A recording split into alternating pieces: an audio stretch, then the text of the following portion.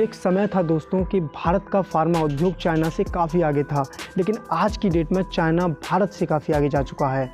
भारत सिर्फ न कि फार्मा उद्योग में, उसके अलावा लगभग सभी सेक्टर में भारत से काफ़ी आगे जा चुका है चाइना। आखिर ये कैसे पॉसिबल हुआ?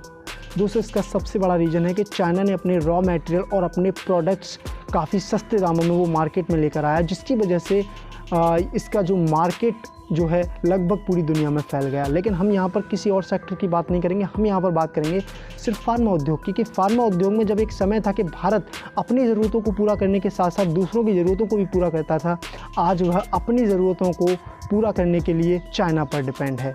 ज़्यादातर प्रोडक्ट्स के लिए, ज़्यादातर रॉ मटेरियल के लिए वो चाइना पर डिपेंड है। ऐसा क्यों हो पाया? जब भारत खुद इन रॉ मटेरियल को बना सकता है तो वो खुद क्यों नहीं बना रहा? और जब पहले बनाता था तो अब बनाता क्यों नहीं है? इसका सबसे बड़ा रीज़न है दोस्तों कि चाइना ने अपना रॉ मटेरियल और अपने प्रोडक्ट्स मार्केट में वो इतने सस्ते दामों में लेकर के आया कि यहाँ की जो फार्मा कंपनियाँ हैं और जिन फार्मा कंपनियों के लिए जिस रॉ मटेरियल की ज़रूरत पड़ती थी वो चाइना से काफ़ी सस्ते दामों में मिलने लगा, तो वो भारत के रॉ मटेरियल को क्यों खरीदने लगे? उन्हें ज़्यादा प्रॉफिट होता था चाइना के रॉ मटेरियल खरीदने से। जब भारत का जो रॉ मटेरियल है चाइना की अपेक्षा ज़्यादा महंगा होने लगा, तो धीरे धीरे यहाँ की जो रॉ मटेरियल बनाने वाली कंपनियाँ हैं, जो API यानी एक्टिव फार्मास्यूटिकल इंग्रेडिएंट्स बनाने वाली जो कंपनियां हैं, उनको लॉस होने लगा, वो तो धीरे धीरे बंद होने लगी। पिछले कुछ दशकों में देखा जाए तो भारत की करीब दर्जनों ऐसी एक्टिव फार्मास्यूटिकल इंग्रेडिएंट्स यानी API बनाने वाली भारत की दर्जनों कंपनियां बंद हुई हैं। इसका सबसे बड़ा रीज़न रहा दोस्तों कि उन्हें लॉस हुआ वो चाइना की वजह से।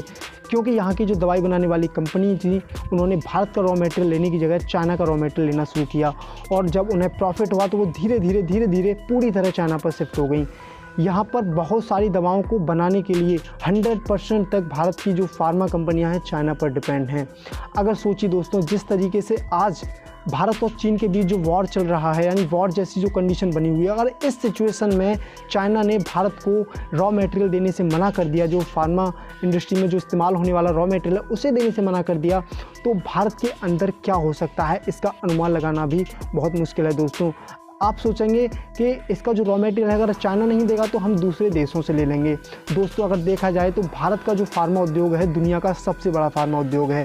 यहाँ पर दवाएं बनाकर भारत दूसरे देशों को प्रोवाइड करता है, लेकिन उन्हीं दवाएं बनाने के लिए जो रॉ मटेरियल है भारत चाइना से प्रोवाइड करता है।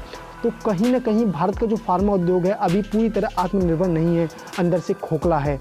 अगर चाइना अगर रॉ मटेरियल न दे तो भारत का फार्मा उद्योग कुछ भी नहीं है। अब कुछ लोग कहेंगे कि चाइना जो है, भारत जो है चाइना की जगह किसी और देश से रॉ मटेरियल ले लेगा अगर चाइना मना करता है तो। दोस्तों, ये पॉसिबल नहीं है। जैसा कि मैंने अभी आपको बताया कि भारत का जो फार्मा उद्योग है वो बहुत बड़ा है, इतना बड़ा है कि भारत की ज़रूरतों को यूरोपीय या अमेरिकी कंपनियां भी पूरा नहीं कर सकती, क्योंकि भारत का मार्केट इतना बड़ा है, भारत की ज़रूरतें इतनी ज़्यादा हैं कि एक्टिव फार्मास्यूटिकल इंग्रेडिएंट्स के मामले में कोई भी और देश भारत की ज़रूरतों को पूरा नहीं कर सकता। अगर कुछ दवाओं के फॉर्मुलेशन को अगर कोई और देश प्रोवाइड भारत को करा भी पाता है तो वो इतना महंगा होगा कि भारत के अंदर दवाएं बनने के बाद इतनी महंगी हो जाएंगी कि वो दवाएं गरीबों तक नहीं पहुंच पाएंगी। तो दोस्तों, आखिर इसका सॉल्यूशन क्या है? कैसे भारत आत्मनिर्भर हो सकता है और कैसे भारत इन दवाओं को सस्ते दामों में अपने देश के अंदर बना सकता है? तो दोस्तों, चाइना के अंदर पहली बात तो हम ये समझते हैं कि ये दवाएं इतनी सस्ती, ये जो रॉ मटेरियल इतने सस्ते बन कैसे पाते हैं। दोस्तों, रॉ मटेरियल बनाने की जो कंपनियां हैं, जो इंडस्ट्री हैं, वहाँ पर जो लगी हुई हैं, वो रॉ मटेरियल सस्ता इसलिए बना पाती हैं क्योंकि वहाँ की सरकार, वहाँ की जो इंडस्ट्री है उनके लिए बिजली, पानी, ज़मीन और ऐसी सुविधाएं काफ़ी सस्ते दामों में प्रोवाइड कराती हैं। वहाँ की गवर्नमेंट वहाँ की इंडस्ट्री के लिए ज़मीन भी प्रोवाइड करा कर देती है, वो भी काफ़ी सस्ते दामों पर और काफ़ी आसानी से। और वहाँ पर बिजली, पानी जैसी सुविधाएं भी काफ़ी सस्ते दामों पर वहाँ की सरकार बड़ी आसानी से वहाँ की इंडस्ट्री के लिए देती है। इसीलिए वहाँ का जो इंडस्ट्री है बहुत तेज़ी से ग्रो कर रही है। लेकिन भारत के अंदर ऐसा नहीं है। यहाँ पर बिजली, पानी जैसी सुविधाओं के लिए इंडस्ट्री लगाने के लिए बहुत ज़्यादा सरदर्दी होती है यहाँ की इंडस्ट्री के लिए ऐसा करने में, लेकिन वहाँ पर ये बहुत आसानी से हो जाता है।